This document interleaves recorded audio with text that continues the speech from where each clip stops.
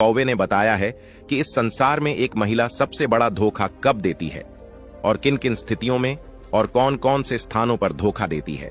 साथ ही हम यह भी समझेंगे कि इस दुनिया में सबसे बड़ा पापी और विश्वासघाती कौन होता है, स्त्री या पुरुष।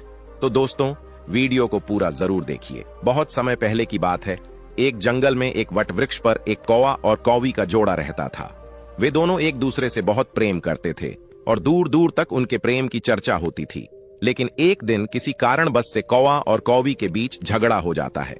झगड़े के दौरान कौवा ने कहा, मैं जानता हूं कि स्त्री ही है जो सबसे बड़ा धोखा देती है, और यह भी पता है कि कब कब देती है। इस दुनिया की सबसे बड़ी पापी और विश्वासघाती स्त्री ही होती है। यह सुनकर कौवी ने गुस्से में कहा, तुम ऐसा कैसे कह सकते हो? यह तो सरासर गलत है। स्त्री कभी धोखा नहीं देती। तब कौवा कहता है, स्त्री ही धोखा देती है। इस तरह दोनों का झगड़ा बढ़ता ही गया और वे किसी नतीजे पर नहीं पहुंच पा रहे थे। तभी एक हंस वहां से गुजर रहा था। अचानक उसने कहा, देखा कि कौवा कौवी आपस में झगड़ा कर रहे हैं। तभी वो कौवा कौवी के पास जाकर कहता है, मैं काफी दूर देख रहा हूं कि तुम दोनों काफी देर से झगड़ रहे हो। अगर कोई विवाद हो भी गया और अगर तुम्हें इसका उत्तर नहीं मिल रहा है तो क्यों ना तुम कैलाश पर्वत पर चले जाओ और भगवान शिव से इसका समाधान पूछो। वह जगत के स्वामी परम पिता हैं और तुम्हारे सवाल का जवाब जरूर दे देंगे। कौवा और कौवी को हंस की बात सही लगी और वे कैलाश पर्वत की ओर चले गए। जब वे वहां पहुंचे तो भगवान शिव के चरणों में गिरकर उन्हें प्रणाम किया और बोले, हे भगवान, आप तो सृष्टि के स्वामी हैं, कृपया हमारे सवाल का उत्तर दीजिए। दोस्तों, आज की हमारी जो कहानी है ये आपके जीवन को पूरी तरह से बदल कर रख देगी। इस कहानी में बहुत ही महत्वपूर्ण ज्ञान छिपा हुआ है जिसे पाकर आपका जीवन खुशियों से भर जाएगा। आइए बिना देरी किए कहानी की शुरुआत करते हैं। तब कौवी भगवान शिव से कहती है, हे प्रभु, मेरा पति कौवा कह रहा है कि इस संसार में सबसे बड़ा धोखा स्त्री देती है, और वह यह भी कहता है कि मुझे यह भी पता है कि स्त्री किस समय और किन स्थानों पर धोखा देती है, और सबसे बड़ी पापी और विश्वासघाती होती स्त्री ही होती है। तब भगवान शिव ने कौवा से पूछा, तुम यह कैसे साबित करोगे कि स्त्री सबसे बड़ा धोखा देती है? तब कौवा कहने लगा, हे प्रभु, इसके लिए मैं आपको एक कहानी सुनाऊंगा जिससे यह साबित हो जाएगा। भगवान शिव ने कहा, ठीक है, तुम कहानी सुनाओ।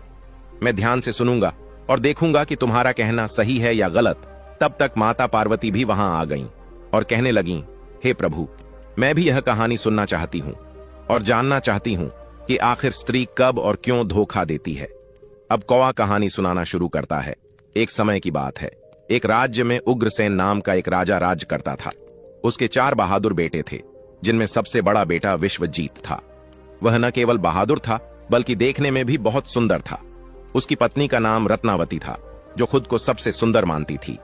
एक दिन राजा उग्रसेन अपने बेटे विश्वजीत से किसी वजह से नाराज हो गया और उसे राज्य से निकालने का आदेश दे दिया। सभी को यह सुनकर चिंता हुई। यह सुनने के बाद विश्वजीत अपने महल में वापस चला गया। और इसी तरह कहानी आगे बढ़ती है। प्रिय दर्शकों, यह कहानी आगे और भी कई चीजें सिखाने वाली बातें लेकर आएगी, इसीलिए इसे पूरा जरूर सुने। प्रिय दोस्तों, विश्वजीत जब अपने महल में वापस आया और बहुत ही उदास और हताश होता उसकी पत्नी रत्नावती ने उसे इस हालत में देखकर पूछा, स्वामी, आप इतने दुखी और परेशान क्यों हैं? आपका चेहरा इतना मुरझाया हुआ क्यों लग रहा है? आखिर क्या बात है? तब विश्वजीत ने सोचा कि मैंने बहुत बड़ी गलती कर दी है, और ऐसा करके वह अपने मन की सारी बातें अपनी पत्नी रत्नावती को बताने लगा। उसकी बातें सुनकर रत्नावती बेहोश हो गई। विश्वजीत घबरा गया और तुरंत उसके चेहरे पर पानी के छींटे डालने लगा। कुछ देर बाद रत्नावती को होश आ गया और उसने कहा, स्वामी, अगर आप मुझे छोड़कर प्रदेश चले जाएंगे तो मैं आपके बिना कैसे जी पाऊंगी? मैं भी आपके साथ चलूंगी।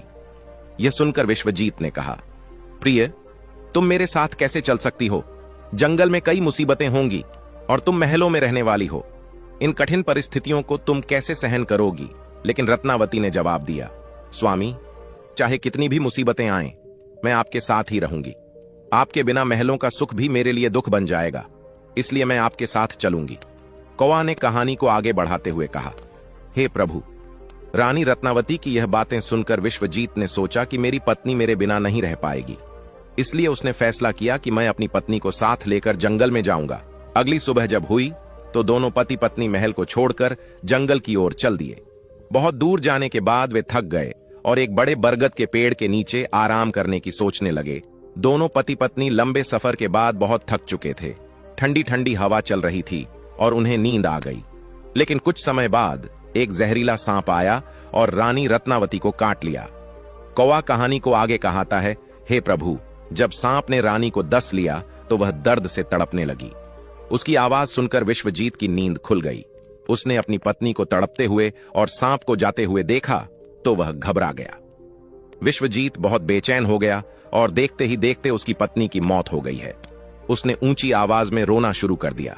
जंगल के जानवर जैसे शेर और भेड़िए उसकी आवाज सुनकर पास आने लगे। विश्वजीत ने यह सोचा कि अब मेरी पत्नी नहीं रही, अब मैं भी क्या करूंगा, और उसने भी अपनी जान देने का फैसला कर लिया। उसने जंगल में सूखी लकड़ियां इकट्ठा की और कहा, अपनी पत्नी के साथ जलकर मर जाऊंगा। तब तक वहां से एक दिव्य संत गुजर रहे थे। उन्होंने विश्वजीत को रोते हुए देखा और पूछा, पुत्र, तुम क्यों रो रहे हो? जंगल के जानवर तुम्हें खा जाएंगे। तुम्हें किस बात का दुख है?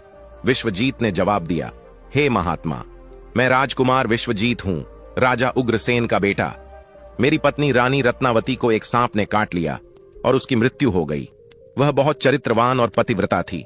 अब मैं भी अपनी जान देना चाहता हूं क्योंकि मेरी पत्नी के बिना जीना बेकार है। उस महात्मा ने कहा, राजकुमार, तुम बहुत मूर्ख हो। यह संसार ऐसा है जहां जीवन और मृत्यु का सिलसिला चलता ही रहता है। हर किसी को एक दिन इस शरीर को त्यागना ही पड़ता है। महात्मा ने राजकुमार से कहा, तुम्हें पता है, जो भी इस संसार में आता है वह अकेला आता है और अकेला ही चला जाता है। कोई भी किसी के साथ नहीं आता और न ही कुछ लेकर जाता है। फिर तुम क्यों इस तरह मूर्खों की तरह बात कर रहे हो? महात्मा ने समझाया, अगर तुम जिंदा रहोगे तो कई और रानियां पा सकते हो। इस तरह की रानियां फिर से मिल जाएंगी। मेरी बात मान लो और अपने प्राण मत त्यागो। लेकिन राजकुमार ने कहा, नहीं महात्मा, मैं अपनी जान जरूर दे दूंगा। मेरी पत्नी बहुत चरित्रवान और पतिव्रता थी। ऐसी पत्नी मुझे फिर कभी नहीं मिल सकती। महात्मा ने कहा, हे राजकुमार, तुम्हारे पास यह अनमोल मानव शरीर है जिसे पाने के लिए देवता भी लालायित रहते हैं। फिर तुम इसे क्यों नष्ट करना चाहते हो? राजकुमार ने जवाब दिया, महात्मा, आपकी बात सही है, लेकिन मेरी पत्नी जैसी पतिव्रता मुझे फिर कभी नहीं मिलेगी, इसलिए मैं भी उसके साथ मरना चाहता हूं। फिर महात्मा ने कहा, राजकुमार, अगर तुम मेरी बात मानो तो मैं तुम्हारी पत्नी को फिर से जीवित कर सकता हूं, लेकिन इसके लिए एक उपाय करना होगा। बोलो, क्या तुम तैयार हो? राजकुमार ने तुरंत कहा, महात्मा, मैं सब कुछ करने के लिए तैयार हूं, बस मेरी पत्नी को जीवित कर दें। महात्मा ने बताया, तुम्हारी पत्नी की आयु केवल 20 साल थी जो उसने इस यात्रा में पूरी कर दी। तुम्हारी उम्र 70 साल है जिसमें से 30 साल बीत चुके हैं। अभी तुम्हारे पास 40 साल बचे हैं। अगर तुम अपनी आधी उम्र अपनी पत्नी को दान कर दोगे तो उसकी उम्र भी बढ़ जाएगी और वह जीवित हो जाएगी। राजकुमार ने कहा, ठीक है, मैं तैयार हूं। महात्मा ने उसे जल दिया और कहा, इस जल को अपनी पत्नी के पैरों में डालो और संकल्प लो कि तुम अपनी 20 साल की उम्र अपनी पत्नी को दान कर रहे हो। कौवा ने कहा, हे प्रभु, जैसे ही राजकुमार ने यह संकल्प लिया कि वह अपनी 20 साल की उम्र अपनी पत्नी को दान कर रहा है, दिव्य संत ने राजकुमार से कहा, हे राजकुमार, पहले मेरी एक बात ध्यान से सुन लो। इसमें तुम्हें एक गुप्त रहस्य मिलेगा। अगर अभी तुम्हें अपनी पत्नी की जरूरत है तो तुम जल डालकर उसे बचा सकते हो, लेकिन भविष्य में अगर तुम्हें उसकी जरूरत नहीं रहे तो तुम इस संकल्प को वापस ले सकते हो, और जैसे ही तुम यह संकल्प वापस लोगे तो उसकी मृत्यु निश्चित हो जाएगी। लेकिन ध्यान रखना, इस बात को अपनी पत्नी से कभी मत कहना, नहीं तो तुम अपना संकल्प वापस नहीं ले पाओगे। जीवन में कुछ बातें छुपाकर रखनी चाहिए क्योंकि वे काम आ सकती हैं। इसके बाद राजकुमार ने अपनी पत्नी को 20 साल की आयु दान में दे दी और रानी रत्नावती फिर से जीवित हो गई। महात्मा वहां से अदृश्य हो गए। राजकुमार ने अपनी पत्नी से कहा, हे प्रिय, तुम सो गई थीं, इसलिए मैंने तुम्हें नहीं जगाया। उसने अपनी पत्नी से यह बात छुपा ली कि उसे सांप ने काट लिया था और वह मर गई थी। इसके बाद दोनों पति पत्नी आगे बढ़े और कुछ दिनों बाद एक सुंदर जगह पहुंचे जहां एक फकीर की कुटिया थी। वे दोनों बहुत थके हुए थे, इसलिए फकीर के पास बैठ गए। राजकुमार ने अपनी पत्नी से कहा, मुझे बहुत प्यास लगी है, मैं पानी पीकर आता हूं। अगर तुम्हें भी प्यास लगी हो तो मैं तुम्हारे लिए भी पानी लेकर आऊंगा। रानी ने जवाब दिया, मुझे प्यास नहीं लगी है, आप जाइए और पानी पीकर लौट आइए। राजकुमार पानी पीने के लिए कुएं की ओर चला गया। इसी बीच रानी रत्नावती ने उस फकीर की ओर देखा और उसकी सुंदरता देखकर मोहित हो गई। वह फकीर से कहने लगी, हे फकीर, आप यहाँ बड़ी खुशी और मौज से रहते हैं। फकीर ने रानी रत्नावती से कहा, तुम भी यहाँ मेरे साथ आराम से रह सकती हो। रानी ने जवाब दिया, मैं रहना तो चाहती हूं, लेकिन मेरे साथ मेरा पति है। ऐसे में मैं तुम्हारे साथ कैसे रह सकती हूं? फकीर ने यह समझ लिया कि रानी उस पर मोहित हो गई है। उसने रानी से कहा, तुम्हारा पति कुएं पर पानी पीने गया है, तुम उसे कुएं में धक्का दे दो, फिर हम देखेंगे क्या होता है। रानी ने उसकी बात मान ली और कहा, ठीक है, मैं ऐसा ही करूंगी।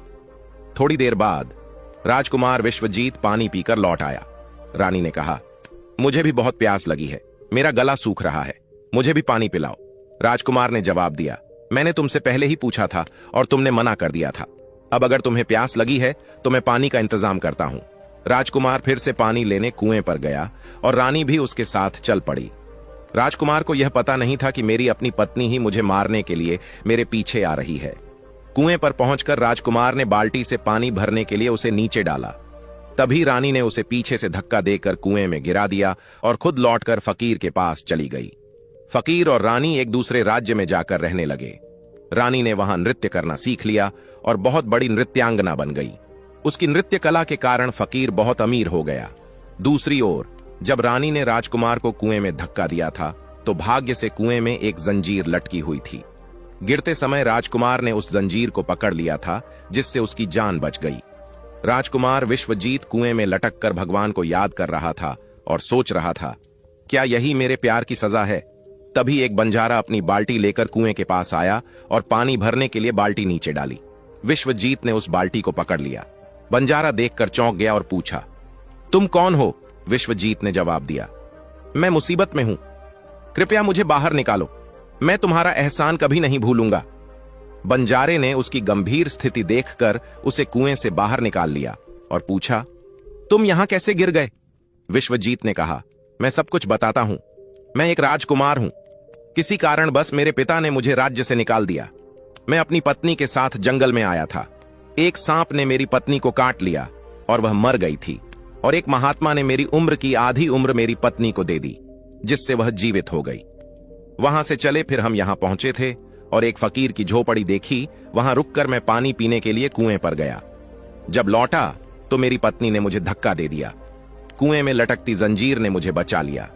बंजारे ने उसकी कहानी सुनी और उसकी मदद की। राजकुमार विश्वजीत ने बंजारे को अपनी पूरी कहानी सुनाई और दुखी मन से चुपचाप हो गया। बंजारा सुनकर निराश हुआ और कहा, सच में स्त्रियों का चरित्र समझना भगवान के लिए भी मुश्किल है, मनुष्य कैसे समझेगा?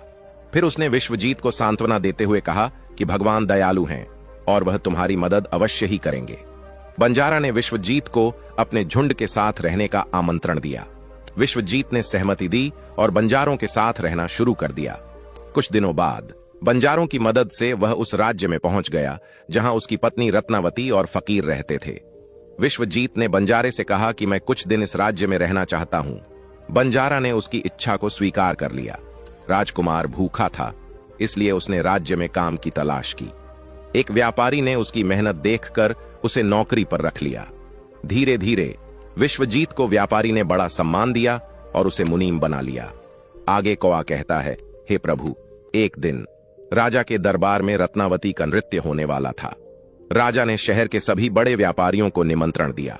रत्नावती की नृत्य कला की बहुत प्रशंसा हो रही थी और वह राज्य की सबसे प्रसिद्ध नर्तकी बन गई थी।